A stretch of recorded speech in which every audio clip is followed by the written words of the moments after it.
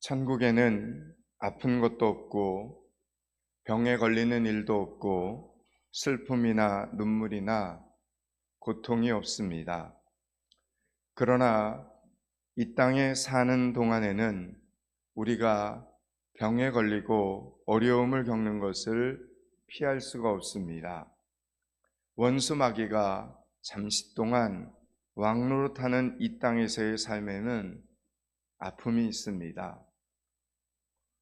그런데 아플 때조차도 감사할 수 있다는 것은 기적 중에 기적이라는 생각이 듭니다. 지난주에 아들의 재수술을 위해 서울의 큰 병원에 다녀오신 성도님을 만나서 위로의 말씀을 전했습니다. 16시간이 넘는 긴 수술을 마치고 얼굴은 크게 부어있고 의식이 없는 아들을 보며 마음이 정말 무거웠었는데 점점 어머니를 알아볼 수 있게 되었다면서 너무 감사하다는 고백을 하셨습니다.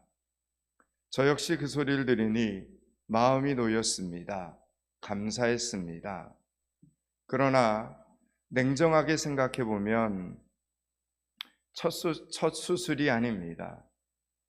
첫 수술도 아니고 재수술을 받게 된 일이나 머리에 그렇게 큰 수술을 받게 된 일 자체가 이미 하나님 앞에 어쩌면 따지고 원망할 일이 될 수도 있었습니다. 여러분, 그런데 어떻게 우리는 이렇게 감사란 말이 튀어나올 수 있는 것입니까? 인생 자체만 놓고 보면 원망을 해도 100번도 더할 상황인데 어느새 우리는 이 모든 상황 속에서도 감사란 말을 할 수 있습니다.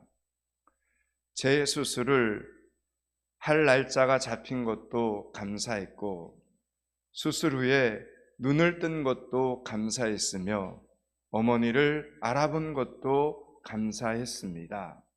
그렇습니다, 여러분. 감사는 기적이 일어나야만 할 수 있는 것이 아니라 감사하는 것이 바로 기적이라는 사실을 깨닫게 됩니다. 분명 그 어머니의 감사를 받으신 하나님께서 앞으로도 더 많은 감사를 받고 싶으셔서 어머니의 믿음대로 아들까지도 구원의 은혜를 베풀어 주실 줄로 저는 믿습니다. 깨끗한 회복의 은혜를 베풀어 주실 줄로 믿습니다. 귀한 가정 가운데 함께 하시는 하나님, 임마누엘의 하나님의 은혜가 흘러 넘칠 수 있기를 축복합니다. 모세의 후계자인 여호수아는 모세가 죽자 두려웠습니다. 지금까지는 모세를 옆에서 돕기만 하면 되었습니다. 하지만 이제는 자신이 직접 이스라엘 백성들을 이끌고 가나안 땅을 정복해야 하는데 어떻게 해야 할지 정말 막막하게만 했습니다. 그래서 무슨 일만 있어도 깜짝 놀랐습니다. 이러한 여호수아에게 오늘 하나님께서 친히 하신 말씀이 오늘 본문의 내용입니다. 먼저 5절 말씀을 한번 읽겠습니다. 5절을 같이 읽습니다. 내 평생에 너를 능히 대적할 자가 없으리니 내가 모세와 함께 있었던 것 같이 너와 함께 있을 것임이니라. 내가 너를 떠나지 아니하며 버리지 아니하리라. 아멘. 저는 여러분을 변화시킬 수 없습니다. 그렇지만 여러분들이 설교 시간에 예배 가운데 하나님의 말씀이 들려올 때 그 말씀이 여러분을 변화시킬 수 있기를 바랍니다. 그리고 이렇게 설교 중간중간에 읽는 이 하나님의 말씀, 여러분이 입으로 시인하여 고백하는 이 말씀들이 여러분의 삶을 변화시킬 수 있는 능력이 되기를 축복합니다. 5절 말씀을 다시 한번 읽습니다. 내 평생에 너를 능히 대적할 자가 없으리니 내가 모세와 함께 있었던 것 같이 너와 함께 있을 것임이니라. 내가 너를 떠나지 아니하며 버리지 아니하리라. 아멘. 두려워 떨고 있는 여호수아에게 하나님은 또 말씀하십니다. 9절 말씀을 같이 읽습니다. 9절입니다. 내가 내게 명령한 것이 아니냐. 강하고 담대하라. 두려워하지 말고 놀라지 말라. 내가 어디로 가든지 내 하나님 여호와가 너와 함께 하느니라 하시니라. 아멘. 지금 저와 여러분이 읽은 이 말씀들을 한마디로 요약하면 하나님께서 여호수아와 언제 어디서나 항상 함께 하신다는 이야기입니다. 그러니 너는 절대로 놀라거나 두려워하지 말고 계속해서 강하고 담대히 나아가라는 것입니다. 여러분, 이것이 오늘 하나님께서 이 세상을 오직 믿음으로만 살아가는 하나님의 사람들에게, 우리에게 하나님이 하신 약속이라는 이야기입니다. 그런데 구약 성경에만 하나님께서 우리와 항상 함께 하시겠다 약속하신 것이 아닙니다. 신약 성경에서도 예수님이 친히 이렇게 약속해 주셨습니다. 요한복음 14장 16절에서 예수님은 이렇게 말씀하십니다. 내가 아버지께 구하겠으니 그가 또 다른 보혜사를 너희에게 주사 영원토록 너희와 함께 있으리라 말씀하십니다. 또 요한복음 14장 18절에서는 내가 너희를 고아와 같이 버려두지 아니하고 너희에게로 오리라 말씀하셨습니다. 여러분, 주님은 우리에게 보혜사, 그러니까 성령을 우리에게 보내주셔서 영원토록 우리와 함께 하시겠다 약속해 주셨습니다. 제가 지금 이 약속을 계속 강조하고 있습니다. 마태복음 28장 20절에서도 예수님은 승천하시기 직전에 제자들에게 복음 전파의 사명을 맡기시면서 볼지어다 내가 세상 끝날까지 너희와 항상 함께 있으리라 약속하셨습니다. 여러분, 하나님이 우리와 함께 하시는 것은 하나님의 약속입니다. 하나님의 약속은 반드시 이루어집니다. 하나님은 인간이 아니시기에 시건치 아니시고 1.1획도 틀림이 없으십니다. 사도행전 2장에 보면 주님의 약속이 이루어진다는 것을 보게 됩니다. 예수님이 승천하신 후 열흘쯤 지났을 때 오순절에 마가의 다락방에서 기도하고 있는 120명의 제자들에게 보혜사 성령이 임하게 됩니다. 성령이 그 자리에 임하면서 그들과 함께 하시며 놀라운 역사를 이루어 가십니다. 그리고 그들을 주님을 증거하는, 예수 그리스도를 증거하는 사명을 감당하는 사람들로 성령 하나님께서 인도하십니다. 지금까지 계속해서 성도들과 함께 하시면서 주님의 교회를 섬기게 하시고 주님을 세상에 증거하게 하셨습니다. 이처럼 하나님이 우리와 함께 하신다는 것은 우리의 추측으로 지어진 이야기가 아니라는 것입니다. 이 세상을 두려워하는 우리의 맹목적인 신앙에서 하는 말이 아닙니다. 분명히 하나님께서 친히 하신 약속이라는 이야기입니다. 그리고 그 약속대로 하나님은 지금까지 믿음의 선배들, 믿음의 선진들과 함께 하셨고 지금 우리와도 함께 하시는 하나님이심을 믿으시기 바랍니다. 여러분, 성경에는 이런 이야기들로 가득하고 지금까지 모든 믿음의 선진들도 이것을 경험하며 살았습니다.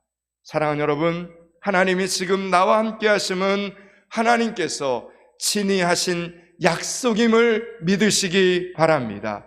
그리고 실제로 이 약속대로 하나님은 지금까지 모든 믿음의 사람들과 함께 하셨고 지금 나와도 함께 하시는 하나님이심을 믿으시기 바랍니다. 시편 23편 4절에서 다윗은 이렇게 고백을 합니다. 내가 사망의 음침한 골짜기로 다닐지라도 해를 두려워하지 않은 것은 주께서 나와 함께 하심이라 고백합니다. 여러분, 사망의 음침한 골짜기는 사람이라면, 인간이라면 누구나 두렵습니다. 그런데 다윗은 두려워하지 않는다 고백합니다. 그 이유는 그곳에서도, 사망의 음침한 골짜기에서도 여전히 하나님이 나와 함께 하시기 때문이라는 것입니다.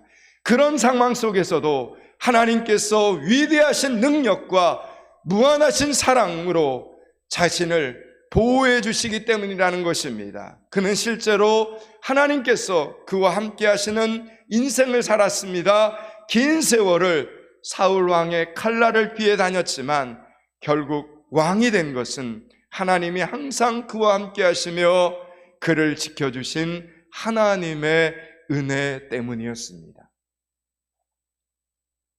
안개가 짙게 낀 밤이었습니다. 영국의 한 급행열차가 불을 환히 비추며 달리고 있었습니다. 그 열차 안에는 하나님을 경외하며 국민들의 존경을 받고 있었던 빅토리아 여왕이 타고 있었습니다. 그런데 열차를 운전하고 있던 기관사는 기차 앞에 갑자기 나타난 이상한 장면에 놀라지 않을 수 없었습니다. 헤드라이트 불빛에 사람 모양의 알 수 없는 존재가 나타났기 때문입니다. 그 이상한 존재는 철로 중앙에서 자신의 양팔을 막 흔드는 것이었습니다. 놀란 기관사는 급정지를 했습니다. 그리고 조수와 함께 급히 기차에서 뛰어내려서 길을 막고 손을 흔들어대던 존재가 무엇인가를 확인하려고 했습니다. 그런데 아무것도 발견할 수 없었습니다. 몇 발을 앞으로 더 나아가 살피던 기관사는 깜짝 놀랍니다. 그곳에 있던 작은 다리가 불어난 계곡물에 떠내려가고 없었기 때문입니다. 기차가 불과 몇 초만 더 달렸어도 그 기차는 전복되고 말았을 것입니다.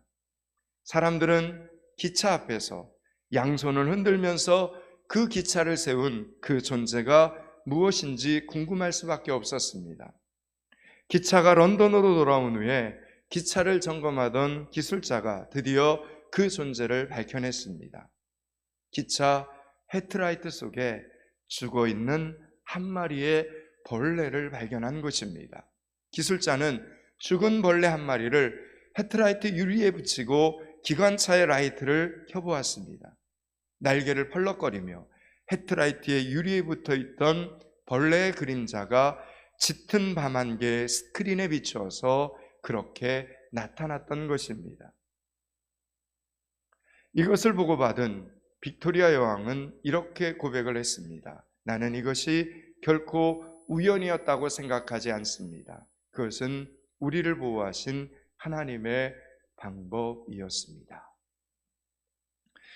그렇습니다. 하나님께서 여왕과 사람들을 보호하시려고 그 위험한 순간에 나방을 기차 헤드라이트 속에 펄럭거리게 하심으로 짙은 안개는 화면이 되어서 마치 사람이 선로 중앙에 서서 손을 흔들며 기차를 세운 것처럼 보이게 하셨던 것입니다.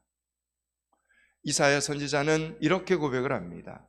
내가 물 가운데로 지날 때에 내가 너와 함께 할 것이라.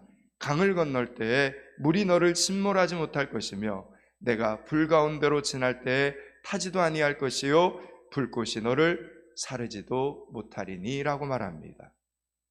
그렇습니다. 하나님은 여전히 오늘도 나와 함께 하셔서 물이 나를 침몰하지 못하게 하시고 불꽃도 나를 사르지 못하게 막아주시는 하나님이십니다. 여러분, 하나님의 이 약속입니다. 이 하나님의 약속을 믿는 여러분들이 되실 수 있기를 축원합니다.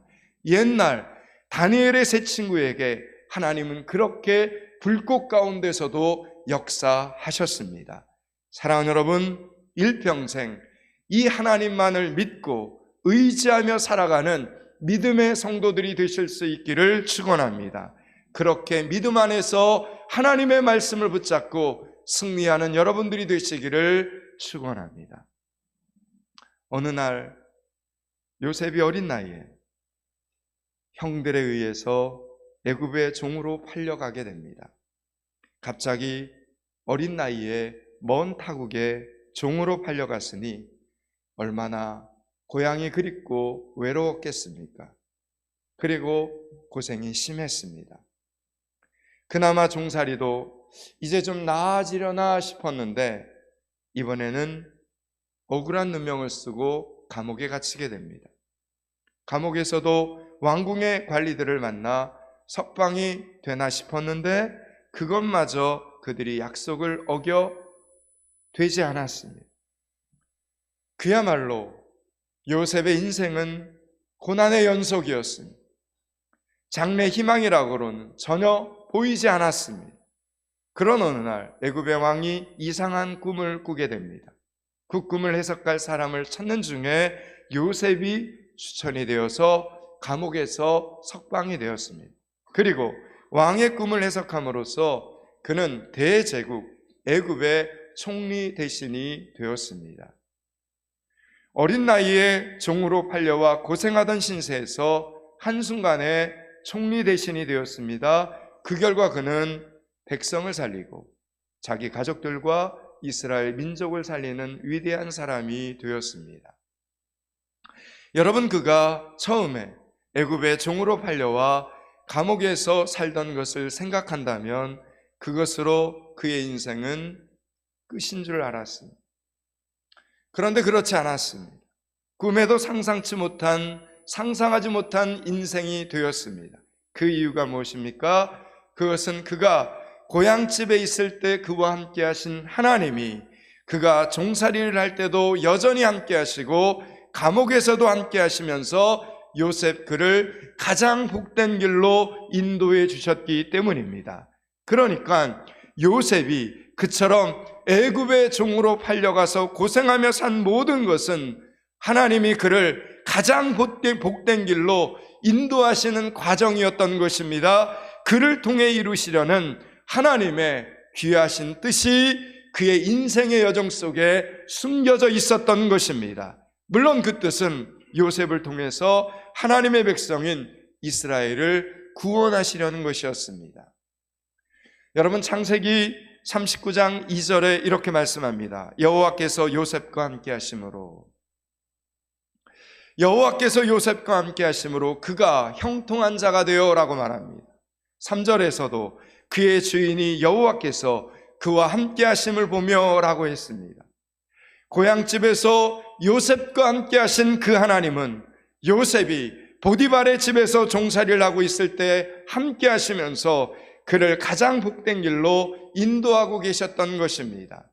사랑하는 여러분, 우리가 인생을 살다 보면 힘든 일들을 많이 만납니다. 삶이 피곤하고 삶이 힘들고 삶이 고단할 때도 많습니다. 하지만 내가 지금 여전히 하나님의 말씀을 붙잡고 예배의 목숨을 걸고 믿음으로 살아가는데도 불구하고 어려운 일들이 일어난다면 지금은 미처 다 깨닫지 못하지만 하나님께서 그런 일들을 통해 나에게 이루시려는 하나님의 거룩한 뜻이 있기 때문이라는 것입니다. 우리가 이것을 믿고 오늘도 하나님의 그 말씀을 붙잡고 나아간다면 반드시 요셉과 같은 승리자가 될 수 있고 비전을 성취하는 하나님의 사람이 될 수 있음을 믿으시기 바랍니다. 요셉이 비천한 신분에서 총리가 될 수 있었던 것은 바로 이 믿음이 있었기 때문입니다. 그래서 그는 하나님을 원망하지 않았습니다. 그래서 그는 어떤 상황 속에서도 하나님께 불평하지 않았습니다. 하나님이 지금 나와 함께 하시며 하나님이 여전히 나를 지금 복된 길로 인도하신다는 이 믿음을 요셉은 잃어버리지 않았습니다. 그 결과 그의 믿음대로 그는 가장 복된 사람이 될 수 있었습니다.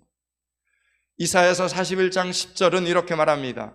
두려워하지 말라, 내가 너와 함께함이라. 놀라지 말라, 나는 내 하나님이 됨이라. 내가 너를 굳세게 하리라. 참으로 너를 도와주리라. 참으로 나의 의로운 오른손으로 너를 붙들리라 말씀하셨습니다. 이 말씀을 하신 하나님께서 이 험악한 세상을 살아가는 우리와 언제나 함께 하시며 가장 복된 길로 내 인생을 인도하고 계심을 믿으시기 바랍니다. 그리고 항상 요셉처럼 믿음의 선진들처럼 어떤 상황 속에서도 감사로 하나님의 기적을 만들어가는 여러분들이 되실 수 있기를 축원합니다. 마태복음 28장 20절에서 예수님은 승천하시기 직전에 마지막으로 제자들에게 복음 전파의 사명을 맡기시면서 이렇게 말씀하셨습니다. 내가 세상 끝날까지 너희와 항상 함께 있으리라. 주님은 이 약속대로 지금까지 우리 믿음의 선진들과 함께 하셨고 지금도 여전히 예수님을 증거하면서 살아가는 우리와 함께 하시면서 이 증인의 사명을 감당할 수 있게 하십니다. 그래서 주님을 증거하며 살아가는 사람들은 주님이 언제나 나와 함께 하시는 것을 더욱 분명히 체험하게 되는 것입니다.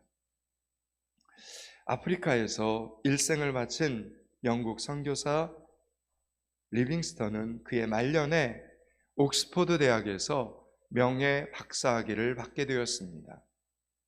학위 수여식에 앞선 예배 시간에 그는 학생들 앞에서 자신의 경험을 이야기하게 됩니다. 무덥고 짜증이 나는 한낮이 계속되고 춥고 소름 끼치는 많은 밤 동안 자신과의 싸움을 계속했다는 리빙스턴의 이야기에 많은 학생들은 고개를 끄덕였습니다.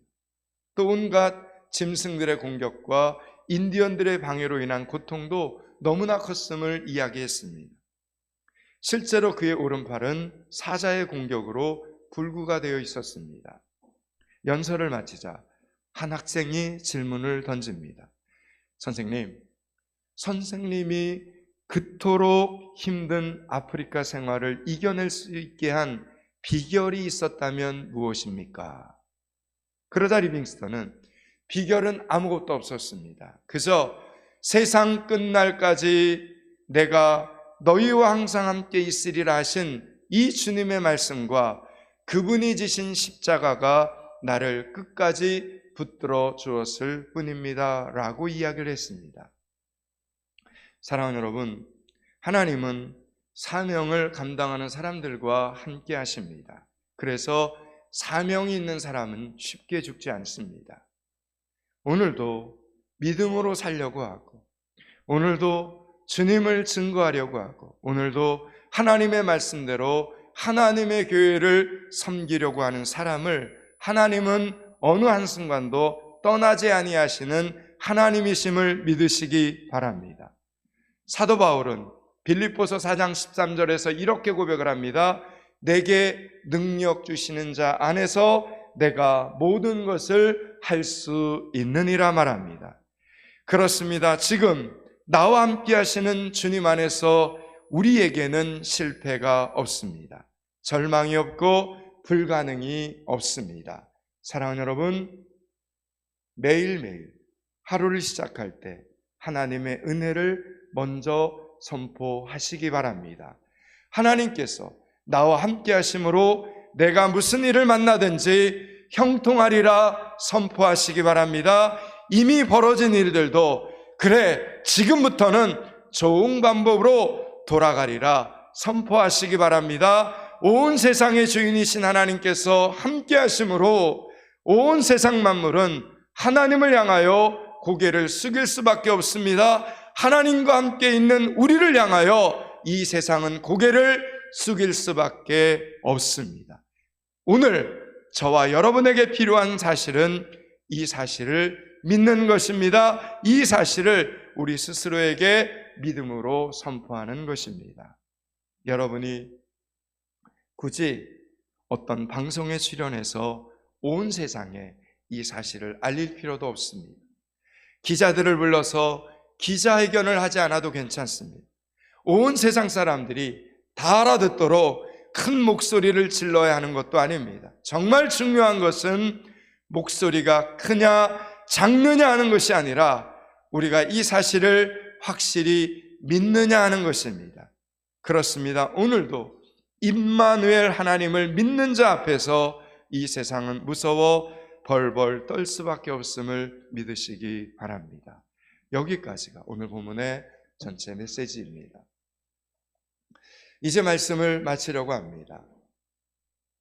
사랑하는 여러분, 부디 믿음으로 선포하는 한 주간이 되실 수 있기를 축복합니다.